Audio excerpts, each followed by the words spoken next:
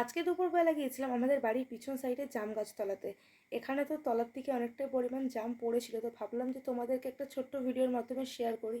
আগে এই জাম গাছটা অনেকটাই বড় ছিল, তো আমফান ঝড়ে এর অধিকাংশ অংশটাই ভেঙে পড়ে গেছে। তো সে যাই হোক, মোটামুটি জাম তো কিছুটা পড়েছিল আর আমি কিছুটা গুঁড়িয়ে রেখে তারপর বাড়িতে ফোনটা আনতে গেছিলাম। ভাবলাম যে তোমাদেরকে একটা ছোট্ট ভিডিওর মাধ্যমে শেয়ার করি। তো তারপর এই তো জামগুলোকে একটা পাত্রের মধ্যে তুলে রাখবো।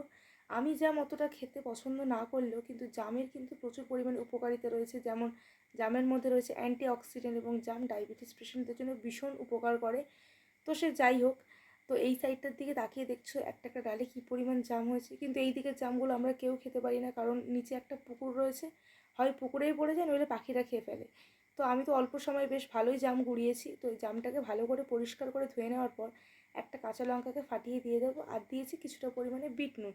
এর থেকে বেশি আমি কোনো কিছুই অ্যাড করবো না, তাহলে এর যে অরিজিনাল টেস্টটা রয়েছে সেটা নষ্ট হয়ে যেতে পারে। তো বিট নুনটা দেওয়ার পর ভালো করে চামচ দিয়ে নাড়াচাড়া করছিলাম, তো তারপর আমার মনে হলো যে চামচ দিয়ে ঠিকঠাকভাবে হচ্ছে না।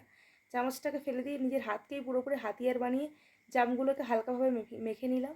তো এতে কিন্তু জামের টেস্ট একটুও কমে না, উল্টে আরও বেশি ভালো হয়েছে। তোমরা যদি চাও কখনো ট্রাই করে দেখতে পারো, ভীষণ ভালো খেতে হয়েছিল। আজকের ভিডিওটা এইটুকুই, টাটা।